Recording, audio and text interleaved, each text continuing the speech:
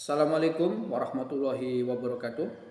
Kali ini kita bahas tentang sinyal tubuh ketika ada bahaya. Suatu ketika ada seorang budak yang menemui Umar bin Khattab untuk menjelaskan permasalahan yang sedang dia hadapi. Setelah budak ini menceritakan semuanya, Umar tidak dapat memenuhi keinginan si budak itu. Lalu budak itu pun pamit meninggalkan Umar bin Khattab. Saat itu Umar bin Khattab merasakan adanya bahaya sehingga dia bergumam mengatakan, budak itu mengancamku.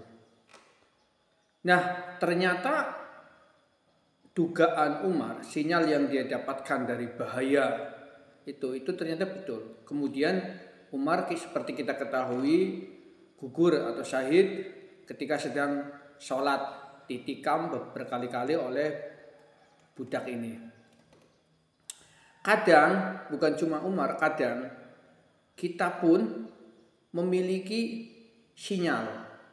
Jadi ketika kita ada bahaya, itu tubuh itu memberikan sinyal.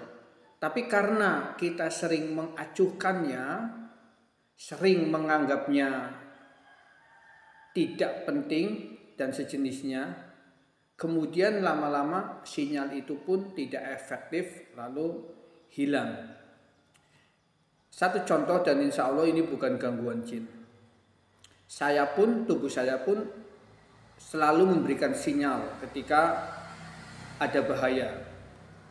Selalu seperti itu. Contoh, waktu di Jakarta, ketika di Jakarta itu ketika kita dalam suatu keperluan, ada bahaya 1 kilometer di depan itu ada bahaya, itu tubuh saya itu langsung memberikan sinyal. Sinyalnya apa?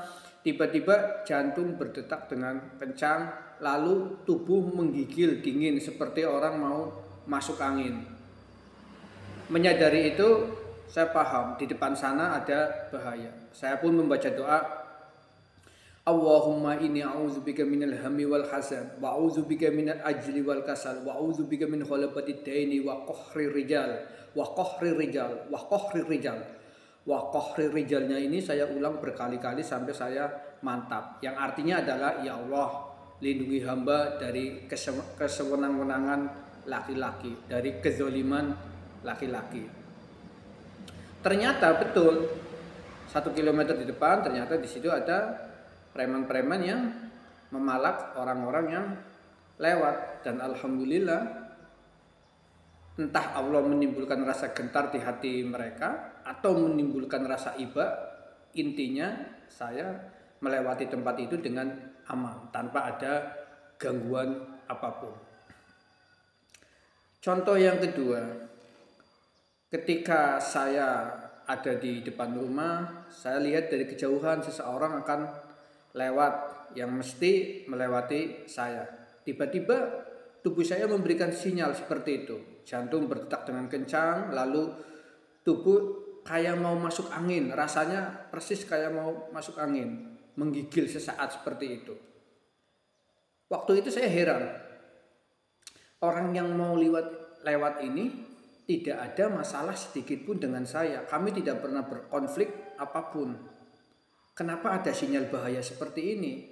Sampai kemudian orangnya lewat, ngasih salam, saya pun menjawab salam dengan ramah.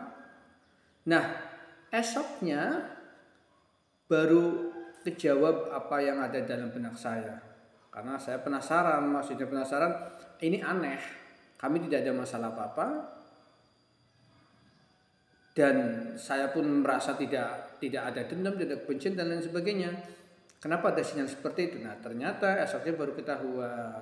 Sebuah kejadian lah yang intinya menunjukkan bahwa sinyal saya itu betul, bahwa orang ini memendam permusuhan, memendam kebencian kepada saya. Banyak kasus-kasus lain yang saya alami, bahwa kadang tubuh kita itu memberikan sinyal. Lalu bagaimana caranya agar sinyal bahaya yang keluar dari tubuh kita itu tidak hilang? atau agar kita bisa membaca bahwa itu adalah sinyal bahaya, yang pertama adalah bersihkan hati dari dendam, kebencian, kecurigaan, dan lain sebagainya. Kalau ada orang yang pernah menzolimi kamu, menyakiti kamu, betul-betul hilangkan perasaan dendam, benci. Kenapa? Karena itu akan membuat sinyal dari tubuhmu itu tidak keluar ketika kamu ada bahaya. Yang ada malah rasa curiga ke orang lain. Tapi ketika kita tidak ada dendam, kebencian, kemarahan kepada siapapun, maka sinyal itu bisa keluar. Lalu yang kedua, tidak usah mendahului takdir dengan mengatakan, wah saya nanti besok akan begini-begini karena saya ada sinyal. Nggak usah, itu cukup Anda yang merasakan, tidak usah diceritakan kepada siapapun. Kalau dirasa itu memang sinyal bahaya, cukup meminta perlindungan kepada Allah. Contoh, jenengan akan bepergian jauh, perasaan jenengan kok nggak enak. Lalu untuk mencegah itu, minimal berdoa, ya Allah selamatkan kami dalam perjalanan ini. Yang kedua, sodako, sempatkan diri sodako, entah itu ke kotak amal masjid, entah itu ke fakir miskin dan lain sebagainya. Tujuannya biar apa? Biar itu menjadi benteng sehingga tidak terjadi musibah.